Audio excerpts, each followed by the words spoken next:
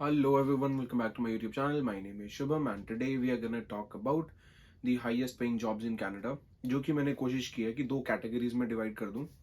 One being ऐसी jobs जिनके लिए हमें कोई प्री रिक्विजिट नहीं चाहिए, और दूसरी वो होगी जिनके लिए हमें कोई ना कोई किसी तरह का लाइसेंस लेना पड़ेगा या कुछ भी एक एक्स्ट्रा स्टेप उठाना पड़ेगा वो जॉब की तरफ अप्लाई करने के लिए भी. ठीक है, तो दोनों ही कैटेगरीज में मैंने तीन तीन जॉब्स रखी हैं और दोनों की अच्छी खासी बहुत ज़्यादा पे है कंपेयरिंग टू कि जो यहाँ पर मिनिमम वेज चलती है उनके हिसाब से. So let's get started with the very first category which is the one with no requirements. So the very first job in no requirements category would be food deliveries, which can be of Uber Eats, Skip, DoorDash, जो कि सारे के सारे alternatives हैं हमारे India के Zomato वगैरह के. और इन डिलीवरीज एप्लीकेशन के अंदर आपने सिर्फ रजिस्टर करना है, और जिस टाइम पे आप रजिस्टर करोगे उस टाइम पे आपने ये भी डालना है कि आप डिलीवरी करने का आपका मीन्स क्या है, कि आप साइकिल पे करोगे, आप वॉकिंग पे करोगे, कि आप गाड़ी पे करोगे. और जो आप कैटेगरी सिलेक्ट करते हो उसके अकॉर्डिंग ही उसके डिस्टेंस के आपके पास ऑर्डर्स आते हैं. For an example, if you don't have a bicycle right now और if you don't have a car right now, you can just do Uber Eats by walking, जो कि मेरी पहली जॉब थी जब मैं कनाडा में आया था. और this is the very first job जिससे मुझे अर्निंग हुई थी, तो इसलिए मैंने ये नंबर 1 पे रखी है. एक फूड डिलीवरी जो कि हो सकता है कि सिर्फ 1 किलोमीटर के अंदर अंदर आए आपकी करंट लोकेशन की, उसके लिए आपको इंक्लूडिंग टिप $10 के आसपास भी मिल सकते हैं. मेरे एक्सपीरियंस के हिसाब से मैंने कई बार ऐसी भी डिलीवरीज की हैं जिसके अंदर मुझे $10 to $15 सिर्फ टिप के मिले हैं, और जो डिलीवरी चार्जेस थे जो ऊबर की तरफ से मुझे मिले वो अलग थे. तो this can be one of the highest paying jobs. और कुछ ऐसे टाइम होते हैं एक दिन के अंदर, या फिर कुछ ऐसे दिन ही होते हैं पूरे के पूरे जिसके अंदर आपके पास डिलीवरी आने के चांसेस बहुत ज़्यादा होते हैं, और अगर डिलीवरी आए तो उसकी पे रेट काफ़ी ज़्यादा अच्छी होती है. फॉर एग्जाम्पल, कोई पब्लिक हॉलीडेज होगी या कोई ऐसा भी इवेंट आ गया जिस टाइम के ऊपर आपकी फूड डिलीवरी एप्लीकेशन बहुत ज़्यादा चल रही है, तो उस टाइम पे आपको बहुत अच्छी खासी पे मिल सकती है इस जॉब से. Again it will all depend on कि आप कितनी मेहनत करते हो, लेकिन this is one of the very best paying jobs if you don't have any means, और इस टाइम के ऊपर आपकी कोई भी किसी से भी इंटरव्यू नहीं आया. So this is the go to thing जो कि आप कर सकते हो. एंड कई लोगों का ये बिजनेस है जो साइकिल, बैटरी वाली साइकिल लेके वो डेली डाउनटाउन के अंदर जाके डिलीवरीज करते हैं.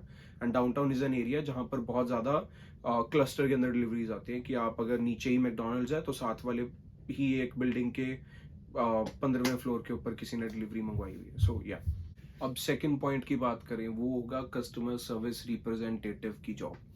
अब इस जॉब का एडवांटेज क्या है, इसकी चाहे पे रेट सिर्फ $17 to $20 के आसपास है, लेकिन इसका सबसे बड़ा एडवांटेज ये है कि CSR की जॉब्स 60 to 70% आपकी वर्क फ्रॉम होम होती हैं.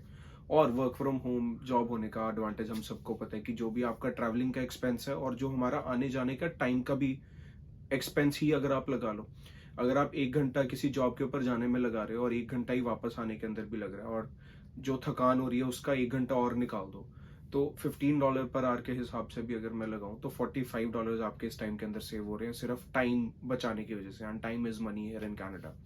So customer service representative work from home job है, बहुत सारी अपॉर्चुनिटीज हैं. सदरलैंड, टी-टेक, बहुत सारी कंपनीज हैं जो कि आपको कस्टमर सर्विस रिप्रेजेंटेटिव की जॉब ऑफर करती है, और एक काफी ज्यादा कंपेटिटिव पैकेज मिलता है $17 to $20 का. और या you are saving on the transportation cost as well. उसके बाद आ गई थर्ड कैटेगरी जो कि होगी हमारी कैश जॉब्स की. अब कैश जॉब्स तो इस कैटेगरी के अंदर रखने की नहीं बात थी भाई, ये तो हाईएस्ट पेइंग जॉब के बारे में बात हो रही है. नहीं, कैश जॉब इसके अंदर मैंने इसलिए रखी है क्योंकि जो भी आप अर्न कर रहे हो कनाडा के अंदर उसके अंदर आपका 13% सीधा टैक्स कट रहा है. लेकिन जो जॉब आप कैश के ऊपर करते हो कुछ एजेंसीज से, sometimes it legal, for some cases it is not illegal, but there is a बहुत सारी एजेंसीज हैं यहाँ पे जो कि कैश जॉब आपको दिलवाती हैं, आपके डॉक्यूमेंट सारे अपने पास रख के, and there is nothing wrong with it.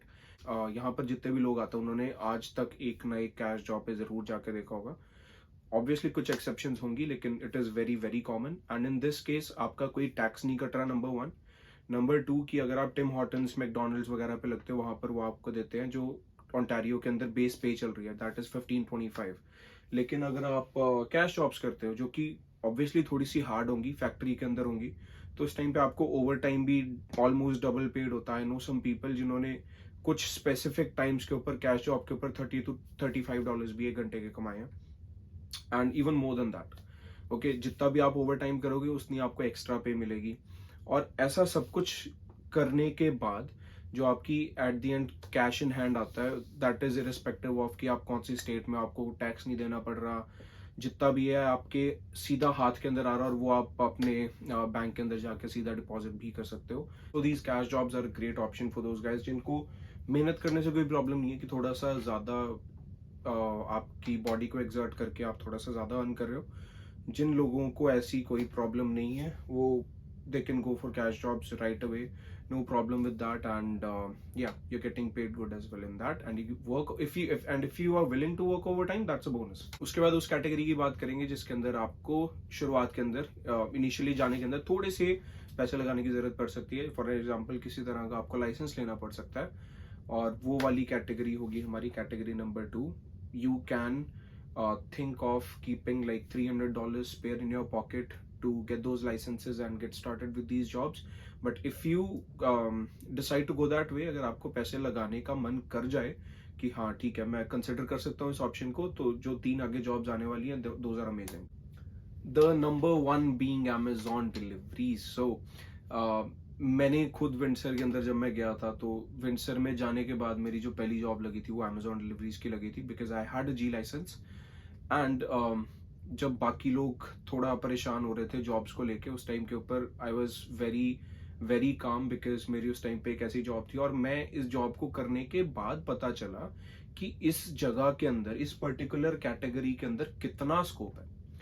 Y? Because Amazon deliveries के अंदर आपको एक ट्रक का लाइसेंस नहीं चाहिए, आपको एक हैवी व्हीकल का लाइसेंस नहीं चाहिए. If you have a G licence, तो जो स्मॉल कार्गो वाली वैन्स लगा लो, या फिर आपकी जो नॉर्मल गाड़ियां होती हैं उसके अंदर आप जाके Amazon डिलीवरीज कर सकते हो. एंड द प्रोसीजर इज कि आप सुबह 5-6 बजे उठोगे, आप एक वेयर हाउस में जाओगे जहां पर भी आप एम्प्लॉयड हो. वहां से आपको बहुत सारे रैक्स के अंदर पड़े हुए डब्बे मिलेंगे, और उन डब्बों के ऊपर कुछ नंबर लिखे होंगे, और उस नंबर के हिसाब से आपने वो अपनी गाड़ी के अंदर लोड करने हैं सुबह सुबह जाके. और वो उन नंबर के हिसाब से लोड करने के बाद नंबर 1 से आपने Amazon डिलीवरीज करनी शुरू करनी है. And this is not like India. अगर आप सोचो कि इंडिया के अंदर जैसे Amazon वाले भैया आते थे, that is nothing like that. यहाँ पर जो Amazon से ऑर्डर करने का जो ट्रेंड है वो बहुत ज्यादा है. तो उससे क्या होता है कि जितनी बार भी मैं डिलीवरीज करने गया हूँ, तो it is always the case, एक बहुत छोटा सा एरिया होता है. उस छोटे से एरिया के अंदर आपको 200, 250, 300 के आसपास डिलीवरीज करनी होती है.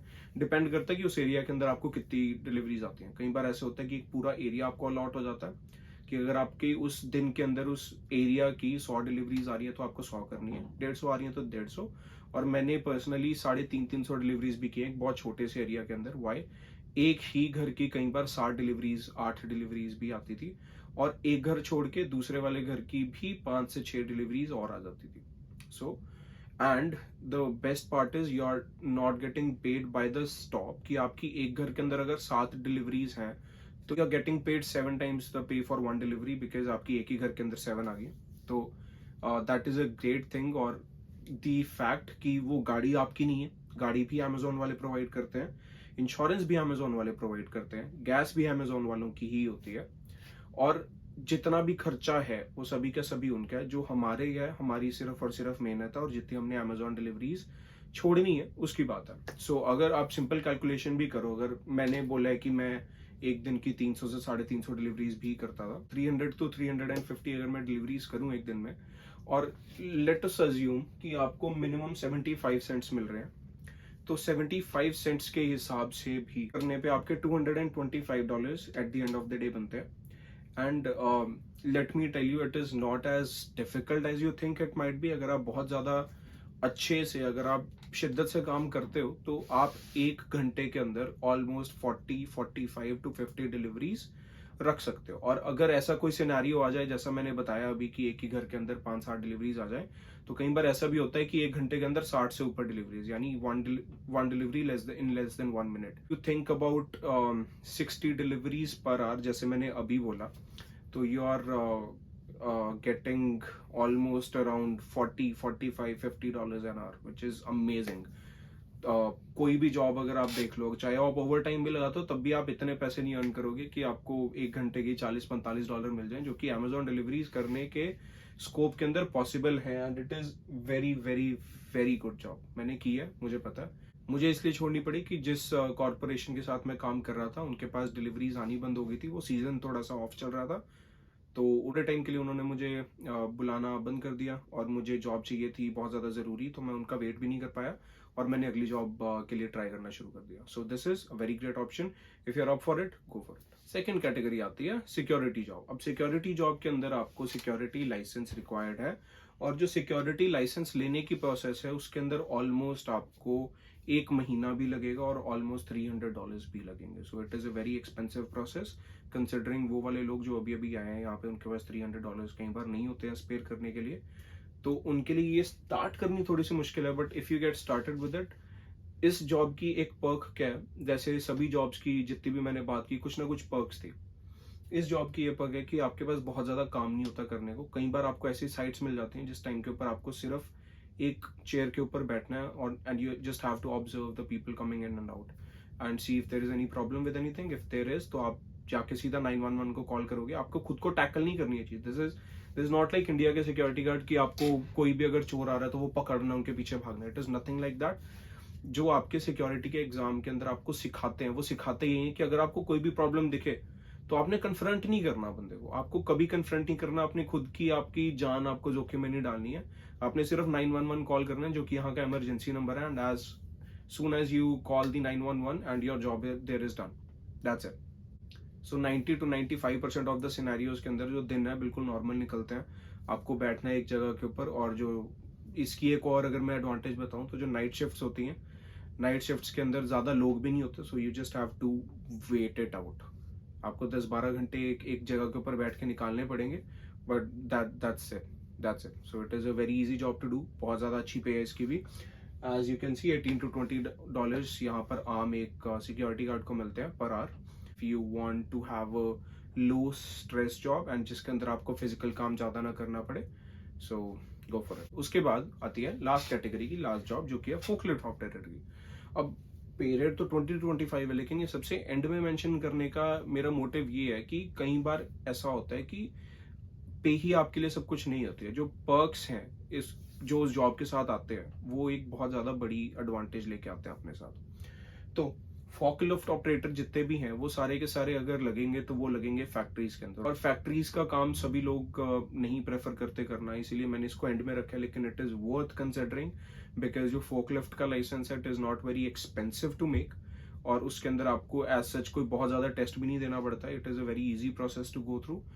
और आप एजेंसीज के पास ही जाके जहां से आपने कैश जॉब लेनी है वही एजेंसीज फॉकलिफ्ट की भी जॉब दिलवाती है.